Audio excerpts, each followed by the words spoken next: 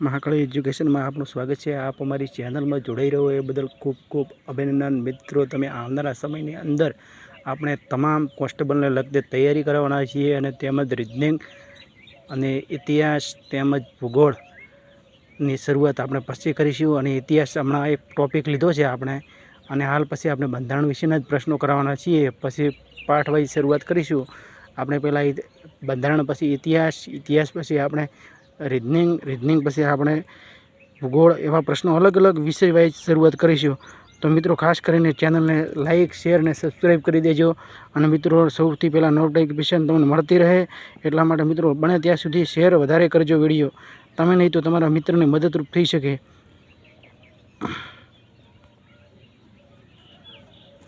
તો મિત્રો, ખાસ કરીને આપણે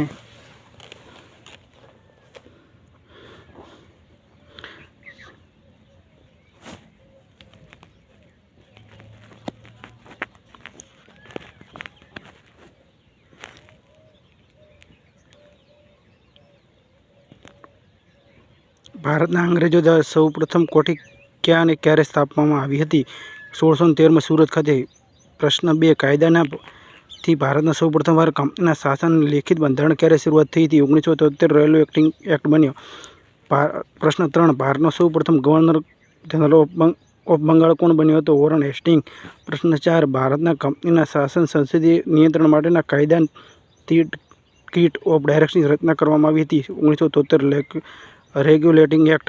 પ્રશ્ન 5, ભારતની સૌ પ્રથમ સુપ્રીમ કોર્ટની સ્થાપના ક્યારે કરવામાં આવી હતી? કલકત્તા। પ્રશ્ન 6, રેગ્યુલેટિંગ એક્ટના નિયામક ધારો ક્યારે પસાર કરવામાં આવ્યો હતો? ઈસવીસન 1973માં। પ્રશ્ન 7, ભારતના સૌ પ્રથમ સુપ્રીમ કોર્ટના ન્યાયાધીશ કોણ હતા? સર એલિજા ઇમ્પે। પ્રશ્ન 8, પીટનો ધારો ક્યારે પસાર કરવામાં આવ્યો હતો? પીટનો ધારો કે પિટિશ ઇન્ડિયા એક્ટ 1784માં। પ્રશ્ન 9, કયા કાયદાથી મુજબ કંપની પર રાજ્ય કે નિયંત્રણના 6 રાજ્યોની બર્નલ ઓફ કંટ્રોલ નિમવામાં આવી હતી? Peters act. પ્રશ્ન 10,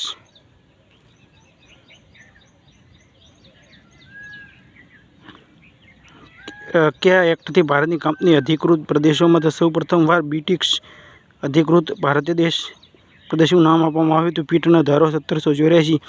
પ્રશ્ન 11, કયા અધિનિયમ ગવર્નર જનરલને મુખ્ય સેનાપતિ શક્તિ તથા પોતાના પરિષદોનું નિયંત્રણ રદ કરવાની શક્તિ આપવામાં આવી હતી? Amendment act 1786। કયા બંધારણીય બોર્ડ કંટ્રોલમાં ભારતીય સભ્યોને પગાર ભારતીય મુદ્રા કોષમાંથી આપવાનું નક્કી કરાયું હતું? Charter act 1793। પ્રશ્ન 13, કયા કાયદાકીય ઈસ્ટ ઇન્ડિયા કંપનીનો ભારતનો વ્યાપાર કરવાનો અધિકાર સમાપ્ત કરવામાં આવ્યો હતો? Charter act 1873।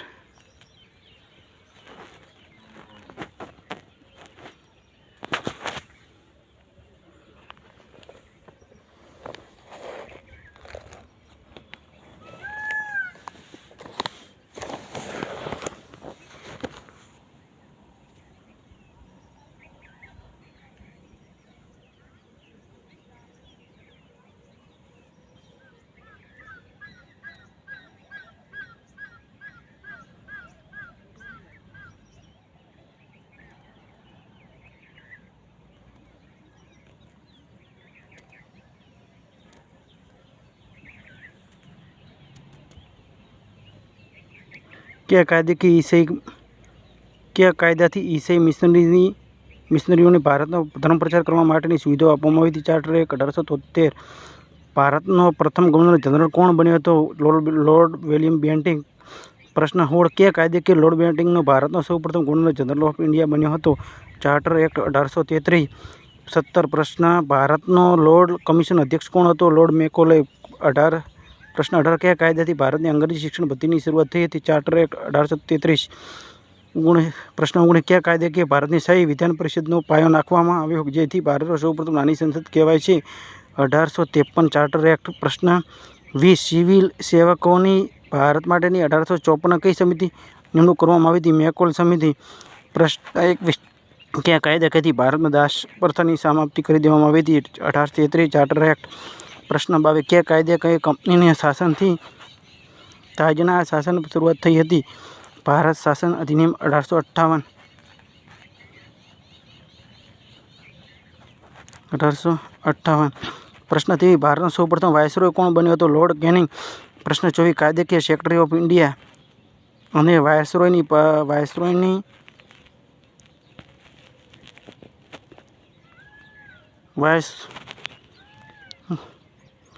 કયા કાયદાથી ભારત કંપની શાસન સમાપ્તિ તાજનું શાસન શરૂઆત થઈ હતી? ભારત શાસન અધિનિયમ 1853। ભારતનો સૌપ્રથમ વાયસરોય કોણ બન્યો હતો? Lord canning. કયા કાયદાથી સેક્રેટરી ઓફ ઇન્ડિયા, ભારતનો સચિવ અને વાયસરોય તથા 15 સભ્યોની બનેલી ભારત પરિષદનું નવું સર્જન કરવામાં આવ્યું? ભારત શાસન અધિનિયમ 1858। 25 પ્રશ્ન મહારાણી વિક્ટોરિયાને ભારતમાં સમાગની જાહેર ક્યારે કરવામાં આવી? 1858માં। પ્રશ્ન 26 કયા અધિનિયમમાં વાયસરોયને વટહુકમ બહાર પાડવાની સત્તા આપવામાં આવી? ભારત પરિષદ અધિનિયમ 1861। કયા કાયદાકીયથી પોર્ટફોલિયો પદ્ધતિ અમલમાં આવી? ભારત પરિષદ અધિનિયમ 1861। પ્રશ્ન 28 ભારતીય રાષ્ટ્રીય કોંગ્રેસની સ્થાપના ક્યારે કરવામાં આવી? 18 ડિસેમ્બર 1885। પ્રશ્ન 29 કોને રાષ્ટ્રીય કોંગ્રેસના પિતા કહેવામાં આવે છે? એલિયમ વોટિયમ। પ્રશ્ન 23 ભારતીય રાષ્ટ્રીય કોંગ્રેસના સૌપ્રથમ અધ્યક્ષ કોણ હતા? વિમલચંદ્ર બેનર્જી। પ્રશ્ન 31 કયા કાયદાથી કલકત્તાની દેશની રાજધાની બન્યું? ભારતીય શાસન અધિનિયમ 1858। પ્રશ્ન 32 કયા કાયદાથી દેશમાં સૌ પ્રથમવાર ચૂંટણીની વ્યવસ્થા શરૂઆત થઈ?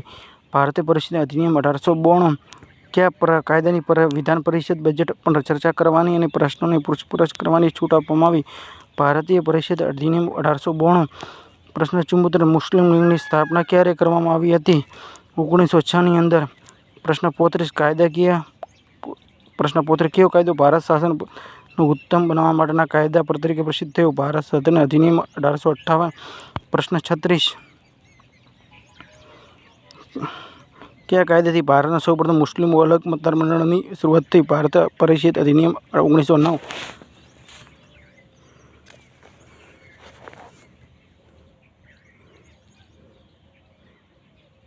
પ્રશ્ન 37 ભારતીય પરિષદ અધિનિયમ 1909ને બીજા કયા નામથી ઓળખવામાં આવે છે? લોર્ડ મેટોલિયમ એક્ટ 1909। પ્રશ્ન 38 મોલ મિન્ટોને 1909માં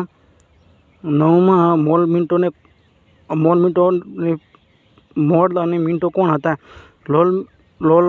લોર્ડ મિન્ટો ભારતના સચિવ અને લોર્ડ પિન્ટો વાયસરોય। પ્રશ્ન 39 કયા કાયદા વાયસરોયની કારોબારી અને એક ભારતીય સભ્યની નિમણૂક કરવાની જોગવાઈ શરૂ કરવામાં આવી? Lord Minto 1909। પ્રશ્ન 40 વાયસરોયની કારોબારીની નિમણૂક પામેલા સૌ પ્રથમ ભારતીય સભ્ય કોણ હતા? સત્યેન્દ્ર પ્રસાદ સિન્હા। પ્રશ્ન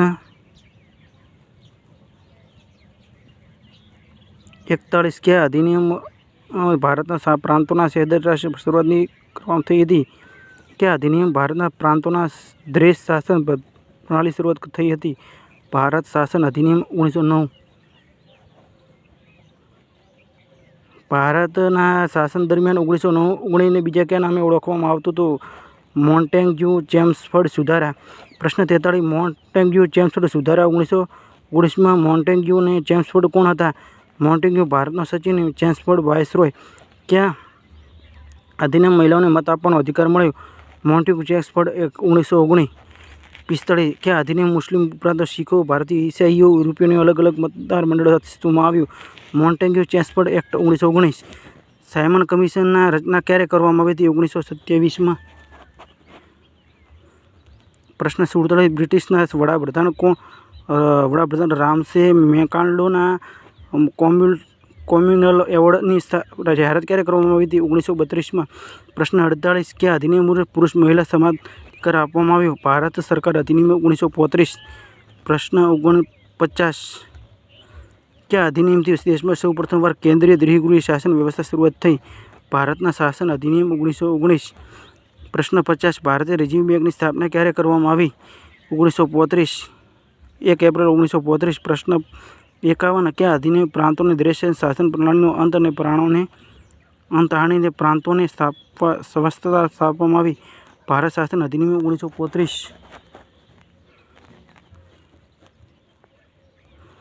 પ્રશ્ન 52 ભારતમાં સૌ પ્રથમ સંઘીય ન્યાયાલયની સ્થાપના ક્યારે કરવામાં આવી? ઈસવીસન 1937। પ્રશ્ન 53 કયા અધિનિયમ વહીવટના તમામ વિષયોને કેન્દ્રીય અને રાજ્ય યાદીને સંયુક્ત યાદી એમ 3 સચિવોમાં વહેંચવામાં આવ્યા. ભારતીય શાસન અધિનિયમ 1935 54 ઓગસ્ટ પ્રસ્તાવ કોના દ્વારા અને ક્યારે રજૂ કરવામાં આવ્યો? લોર્ડ લિંકિન્તો દ્વારા 1940. પ્રશ્ન પોચક્રિપ્ટ મિશન કોના દ્વારા અને ક્યારે રજૂ કરવામાં આવ્યો? સર ચર્ચફર્ડે ફિક્સ 1942. પ્રશ્ન 56. રાલગોપાલાચારી ફોર્મ્યુલા કોના દ્વારા અને ક્યારે રજૂ કરવામાં આવી? ચક્રવર્તી ગોપાલાચારી દ્વારા 1944. વેવલ યોજના કોના દ્વારા અને ક્યારે રજૂ કરવામાં આવી? વાયસરોય લોર્ડ વેવલ દ્વારા 1945. કેબિનેટ મિશનના અધ્યક્ષ કોણ હતા? Lord પેથનિક Lawrence. કેબિનેટ મિશનની યોજના ક્યારે રજૂ કરવામાં આવી? 1946. પ્રશ્ન 60. ભારતના બંધારણની રચના કઈ યોજનાના આધારે કરવામાં આવી હતી? કેબિનેટ મિશન યોજના.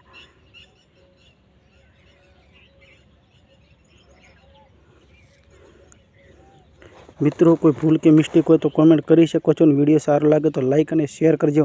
તમે નહીં તો તમારા મિત્રને મદદરૂપ થઈ શકે. માટે મિત્રો, આપણે પ્રશ્ન 61થી શરૂઆત કરી દઈએ છીએ કે મુસ્લિમ લીગ કયા દિવસે પ્રત્યક્ષ કાર્યવાહીના દિવસ તરીકે ઉજવવામાં આવ્યો હતો? 16 ઓગસ્ટ 1946.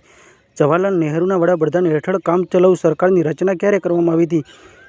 2 સપ્ટેમ્બર 1946. પ્રશ્ન 63. કામચલાઉ સરકારના ગૃહ સૂચના અને પ્રસાર મંત્રી કોણ હતા? વલ્લભભાઈ પટેલ. 64. પ્રશ્ન 64. આઝાદી પહેલાં કામચલાઉ સરકારના નાણામંત્રી કોણ હતા? લિયાત અલી ખાન. પ્રશ્ન 65. આઝાદી પહેલાં કામચલાઉ સરકારના જવાહરલાલ નહેરુ પાસે કયા મંત્રાલયો હતા? બંધારણ સભાના ઉપસભાપતિ, વિદેશ મંત્રાલય, વડાપ્રધાન અને રાષ્ટ્રમંડળ સંબંધ. પ્રશ્ન 66. ભારતનું વિભાજનની સ્વતંત્રતા કઈ યોજના અંતર્ગત પ્રાપ્ત થઈ? માઉન્ટબેટન યોજના અને 3 જૂન યોજના 1947. પ્રશ્ન 67.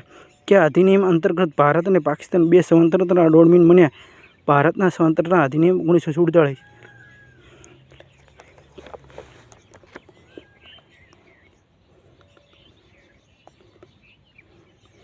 પ્રશ્ન 68. ભારતના સ્વતંત્રતા અધિનિયમ 1947 મુજબ કયા પ્રદેશો પાકિસ્તાનનો ભાગ બન્યા? પૂર્વ બંગાળી, પશ્ચિમ પંજાબ, સિંધ અને આસામનો લીવટ જિલ્લો. પ્રશ્ન 69. ભારતમાં સૌપ્રથમ કયા અધિનિયમ એક અખિલ ભારતીય સંઘની સ્થાપનાની જોગવાઈ હતી? ભારત શાસન અધિનિયમ 1935. પ્રશ્ન 70. પાકિસ્તાન ક્યારે સ્વતંત્ર થયેલું ગણવામાં આવે છે? 14 ઓગસ્ટ 1947 મધ્યરાત્રિએ.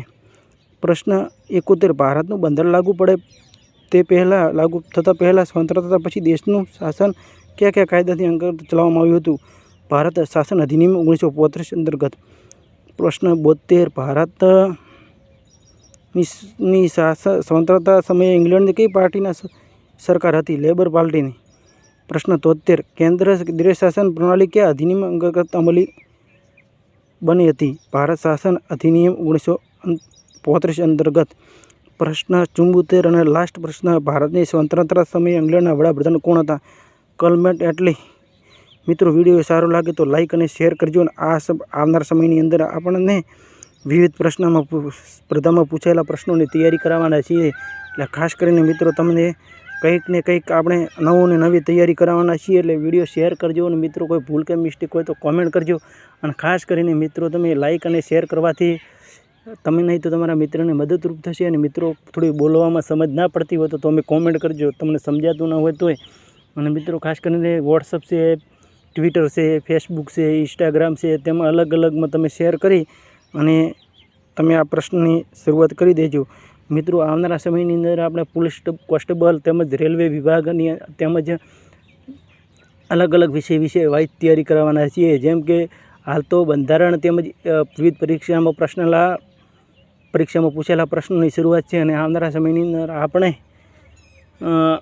જેમ કે રિઝનિંગ છે, ઇતિહાસ છે, ગુજરાતી વ્યાકરણ છે, તેવા પ્રશ્નોની શરૂઆત કરવાના છીએ. એટલે તમે મિત્રો લાઇક અને શેર કરવાનું ના ભૂલતા. આ સાથે ફરી મળીશું નવા વિડીયો સાથે.